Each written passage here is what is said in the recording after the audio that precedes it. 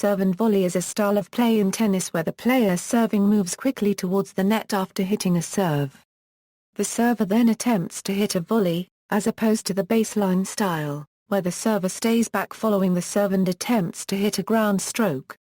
The serve style of play has diminished in recent years with the advances in racket and string technologies, which allows players to generate great amount of top spin on ground strokes and passing shots.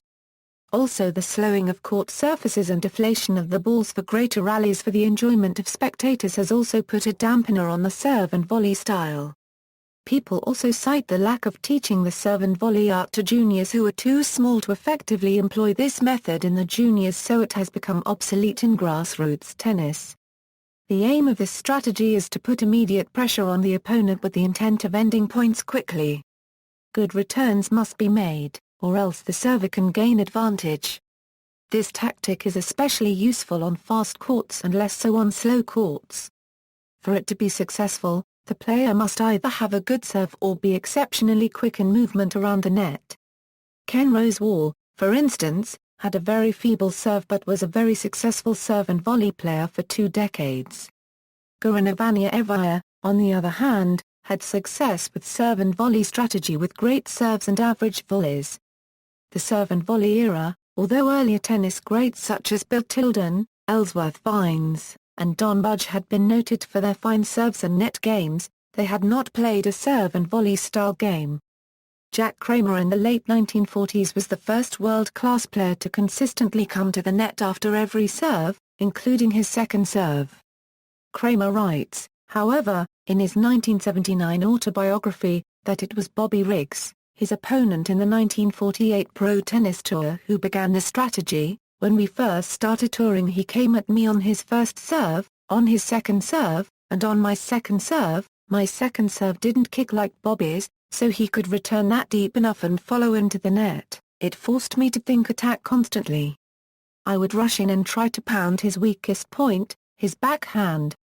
So the style I am famous for was not consciously planned, it was created out of the necessity of dealing with Bobby Riggs. In the mid-1950s, when Pancho Gonzalez was dominating professional tennis with his serve and volley game, occasional brief attempts were made to partially negate the power of his serve. This, it was felt, would lead to longer rallies and more spectator interest. At least 3 times the rules were modified. In several important tournaments such as the United States Professional Championships, the Van Allen streamlined scoring system, devised by James Van Allen, was used.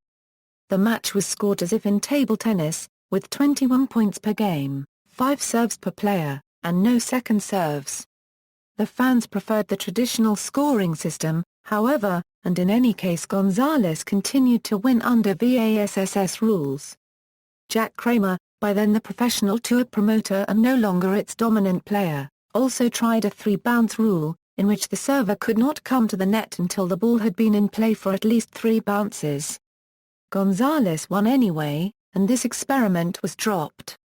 Kramer also tried marking a secondary service line 1 yard behind the main one, so that the server was further away from the net when he served. Once again Gonzalez was undeterred and the original rules were restored. Other male tennis players known for their serve and volley technique include Rod Laver, John McEnroe, Stefan Edberg, Boris Becker, Patrick Rafter and Pete Sampras. Sampras, despite being known for his great serve and volley game, did not always come to the net behind the serve on slower courts, particularly on the second serve. This is especially the case when he was younger. Serve and volley strategy has traditionally been less common amongst female players. An early pioneer in women's volleying was Elizabeth Ryan, who was at the top of women's game in the mid-late 1920s. But it was later on that serve and volley caught on in women's game. The style propelled Margaret Court to become the all-time leader in Grand Slam titles.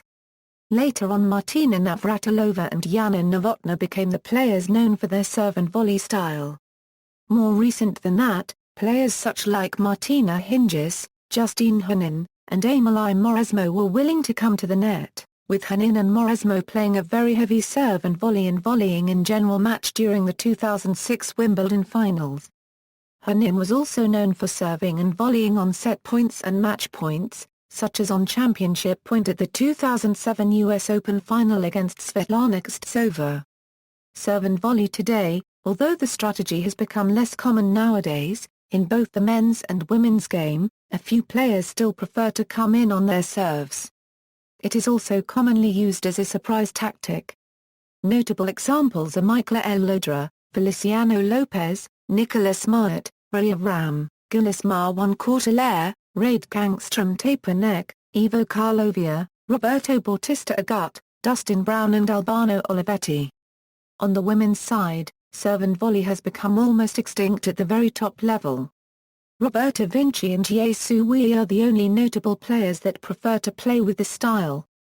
Views on the serve and volley. Bill Tilden, the dominant player of the 1920s as one of the fathers of the cannonball serve, nevertheless preferred to play from the backcourt and liked nothing better than to face an opponent who threw powerful serves and ground strokes at him and who rushed the net one way or another. Tilden would find a way to hit the ball past him. Tilden may also have spent more time analyzing the game of tennis than anyone before or since. His book Match Play and the Spin of the Ball is still in print and is the definitive work on the subject. In it, Tilden propounds the theory that by definition a great baseline player will always beat a great serve and volleyer. His returns of service will, by definition, be impossible to hit for winning volleys. Tilden used this style of play for many years. Some of the best matches of all time have pitted great baseliners such as Paragraph R.N. Borg or Andre Agassi against great serve and volleyers such as Stefan Edberg, John McEnroe or Pat Rafter. Since Tilden's time, head-to-head results on various surfaces, such as those played out in the famous rivalry between Borg and McEnroe, contradict his theory that great baseline players will inevitably defeat great serve and volley ones by definition. Another perspective on the serve and volley game is that it is less tiring than playing constantly from the backcourt. Kramer says in his autobiography that he and Pancho Segura once tried playing 3 matches in which they allowed the ball to bounce 3 times before either could approach the net. I don't believe I could have played tennis the way Segura and I did for the 3 nights because it wore me out, running down all those ground strokes. It was much more grueling than putting a lot into a serve and following it in. He goes on to say that Rose Wall was a backcourt player when he came into the pros, but he learned very quickly how to play the net. Eventually, for that matter, he became a master of it, as much out of physical preservation as for any other reason. I guarantee you that Kenny wouldn't have lasted into his 40s as a world-class player if he hadn't learned to serve and volley. External links, references